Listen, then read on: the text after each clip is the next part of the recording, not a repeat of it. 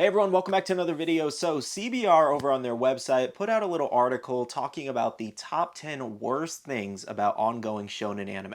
So let's check it out. Okay, so I was scrolling through anime news and I came across this article from 2 days ago about the top 10 worst things in some popular ongoing shonen anime, and I figured it would be kind of fun to kind of go over the list and see exactly what they're saying. So we're going to go ahead and jump right into it. Firstly, we have Haikyuu here at number 10. So this is what they have to say about Haikyuu. Haikyuu is an incredibly influential sports anime with a great history, beloved characters, and a lot of heart. While the anime is still ongoing, the manga ended in 2020, capping off a wonderful story with a near perfect conclusion, yet despite the success of the manga, it seems anime fans will not be receiving the same great conclusion. Instead of another season, the anime is only being given 2 movies to conclude 112 chapters of the manga. This means storylines will either be rushed or dropped entirely, making the overall story less for anime fans.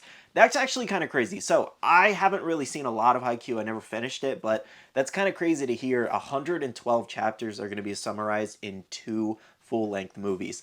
That definitely is a really interesting and weird way to go about it, but maybe it costs less money and maybe they just don't want to go through the effort of making an entire maybe 1 or 2 more seasons. Now, even though I haven't finished Haikyuu, I can definitely see this being very upsetting, especially if the whole thing is rushed and ruined. So next up we have Black Clover here, and I was actually skimming through this one, and this one's actually pretty interesting. So they have to say Black Clover is a shonen battle anime that continues to get better and better with every subsequent arc. The story builds on established tropes and ideas to create intense and engaging story critics and fans alike can enjoy. However, some may find Black Clover's use of established tropes to be derivative of other more popular anime. Many people have compared the story to more established series like Naruto or Fairy Tail, and believe that Black Clover is taking those tropes without adding anything new to the table. Wow, that is a burn at Black Clover. That's definitely interesting.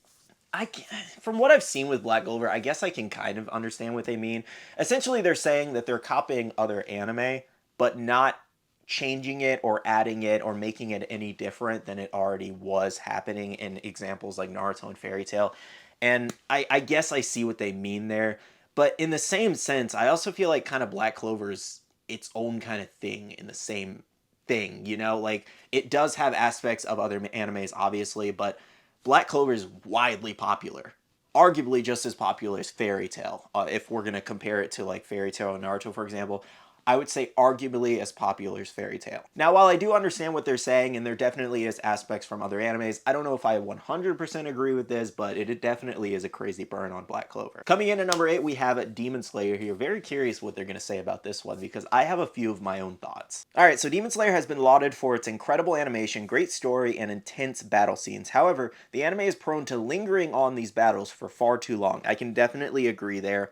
Demon Slayer's action scenes may be beautifully animated, but that doesn't change the fact that they run for way too long. Audiences will spend multiple episodes watching long drawn-out battles. With the demons the characters are facing always pulling out a new power-up to keep the battle going. After a certain point, watching these battles can become tedious, with neither side going down anytime soon. Okay, I can definitely 100% agree with them there, but we can't just say this is Demon Slayer because this happens in almost every fighting style anime.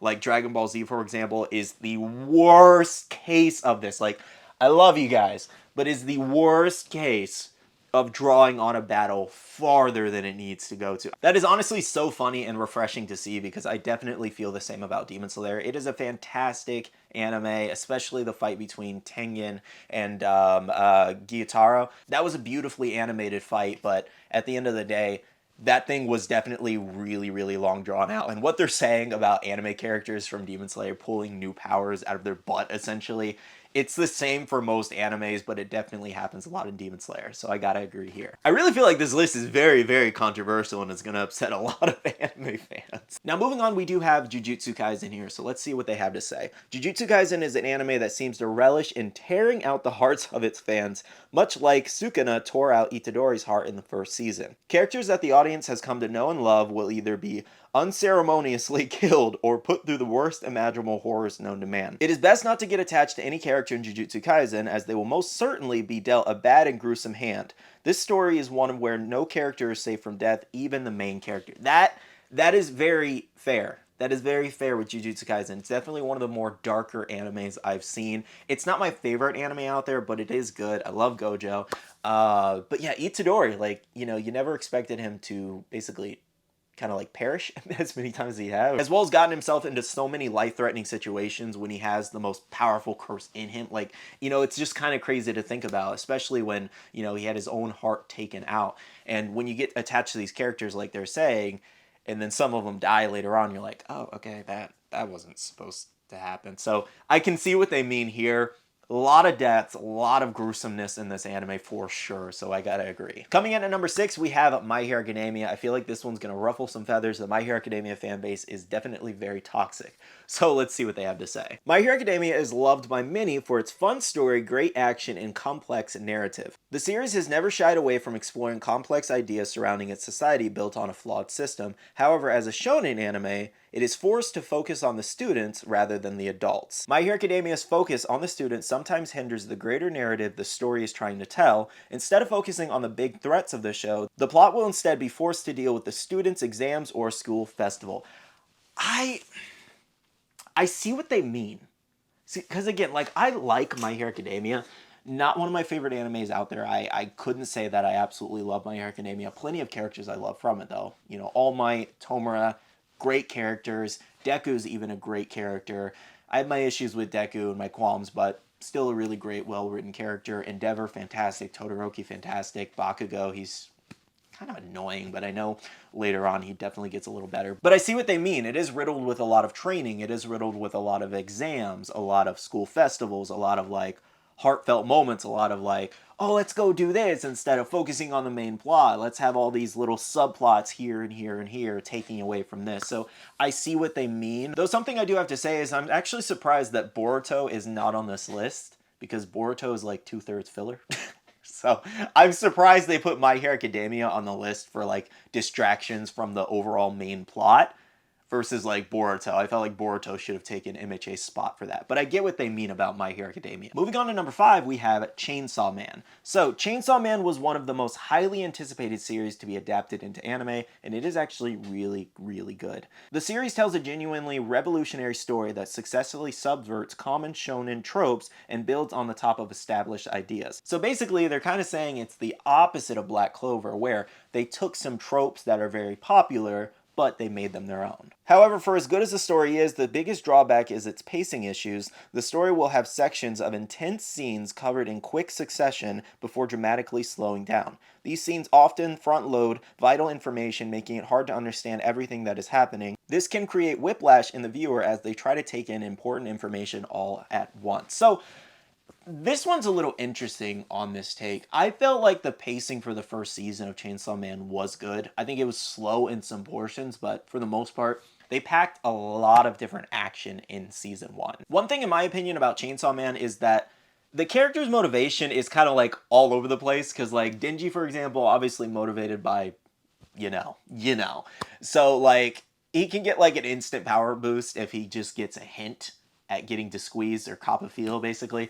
And I feel like that's just kind of like, again, one of those stupid tropes from an anime, but I feel like the power scaling is a little weird in Chainsaw Man, because either they're super powerful or they're like super weak and can do nothing at the same time, you know? I don't know, those watching have seen Chainsaw Man, but let me know if you kind of get what I mean. But I don't know if I agree too much with this Chainsaw Man one, just because I feel like the pacing in season 1 was pretty well done. Again, some slow portions, but as far as the information getting across, I think I kind of understood everything they were trying to tell. Maybe I'll go back and watch Chainsaw Man season 1 again and see if I kind of understand what they mean, because initially when I watched the first season, I was just very hyped to see it. This is something new. This is exciting. Everybody's talking about it. So that could definitely overshadow a lot of problems with the anime. Next up, we have Bleach.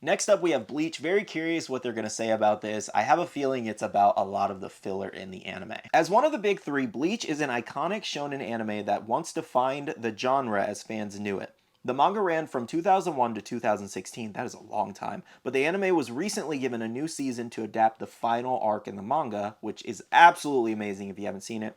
Though the recent anime adaptation seems to be living up to the hype, the original anime did not do the series justice. I gotta disagree there. Before we continue on. The original anime was fantastic. Like, they did a great job. I thought it was very slow, Very, very, very slow pacing. I will give that with Bleach 100%. Very slow paced, very drawn out in a lot of portions, but I thought it was really good. Continue on, the original Bleach anime was bogged down by filler arcs and often didn't do the manga storylines justice. Though the recent anime adaptation is promising, Bleach has been tarnished by the original anime's legacy. I don't think so. I don't think Bleach is tarnished at all by the original anime, in my opinion. I think it is great to actually watch that. You got this long break, and you came back to this fantastic, over-the-top, amazing animation. I feel like, if anything, they enhanced it. I see what they mean, but I don't agree with the fact that it's, like, tarnished. I don't agree that it's, like, bogged down or, like, it's just worse because it's different. You know, I think they did a good job. I never read the manga, but based off the story I was watching, if it's very similar to the manga, I don't know, manga readers for Bleach, let me know down below. Is it similar? Is it a little bit different? Or is it crazy different? I don't know personally for that. But based off what I watch, I thought it was really good. At number 3, we have JoJo's Bizarre Adventure. So this is personally something I have not seen. It is on the list to actually be watched, but so far I have not watched it yet. So let's see what they have to say. JoJo's Bizarre Adventure is wacky, unique, and incredibly iconic in both good and bad ways. Its creativity and uniqueness in the shonen landscape has created a very passionate fan base that loves to talk about it and riff off the iconic moments in the series. I can agree with them there. People love to talk about JoJo's Bizarre Adventure, but some of the fans are really weird. However, this passionate fan base can be a detriment to the series. Yep, here we go. Fans of JoJo's are known for being a little too eccentric with the series to the annoyance of outsiders. Their cult-like passion can act as a deterrent to people thinking about watching the series.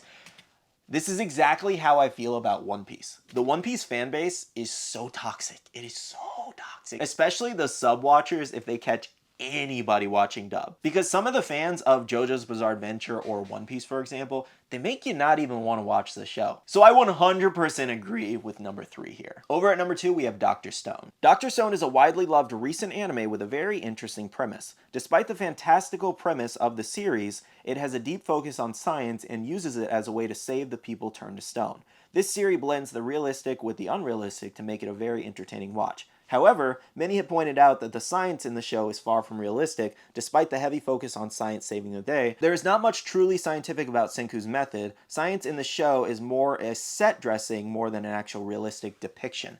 So, this one, I get what they mean, because obviously in Dr. Stone, Senku's kind of like ridiculously smart, and he's definitely over top, and obviously all the science doesn't make sense in the real world. So while it's unrealistic, at the same time it's an anime, so you can't really fault the anime that goes all about science. It's like, it's a made-up show, you know? Like, this one's a little weird, in my opinion. I feel like that one's just kind of nitpicking at the science. It's something that's just meant to be enjoyable, and the whole thing's insane in itself. People just turning to stone, and then Senku thinking for that long until he got out, you know? Like, the whole show's premise in the beginning is just so outlandish and so crazy that this one just feels like nitpicking. So I'm not going to agree with this one personally. Okay, so the number 1 spot on this list is Spy Family. I didn't fully finish Spy Family, my fiance did, but I am curious to see what they have to say based off what I've watched. Hopefully I can kind of give you guys an answer. Spy Family is an incredibly fun action comedy about a spy, an assassin, and a child with telepathy coming together to create a mutually beneficial fake family. The series has an episodic structure that highlights its light comedic tone. For the most part, the episodes can stand on their own. Because of this loose structure, there's not much of an overarching plot in Spy Family. There's a vague threat of war Lloyd is trying to stop, but that mostly serves as a plot dressing for the show's issue of the weak style episodes. Fans who want a tight-knit, continuous story will find this anime lacking. Okay, so personally, here's another one that I kind of disagree with, and here's why quickly. I feel like with this one, it's just being way read into. This is supposed to be just a light, fun-hearted comedy about a spy, an assassin, and a child, you know? Like, it's kind of ridiculous in its own sense. They're a crazy fake family, and this one, I just feel like it's just a feel-good watch. You know, it's one of those slice-of-life animes. I don't know if it's technically considered a slice-of-life anime, but it's just one of those feel-good type of animes, and it's supposed to make you laugh and smile, essentially. Like, I think they're taking it too seriously. Well, guys, that was a top 10 list about the worst things in the popular shonen anime right now. Let me know down below, do you guys agree or disagree with some of these? I would love to hear your thoughts. All right, I'm gonna go ahead and end off this video. Thank you so much for watching. Smash that like button down below if you did enjoy, and subscribe and click that notification bell. I'd love to have you stick around. Now, until next time, I'll see you guys later.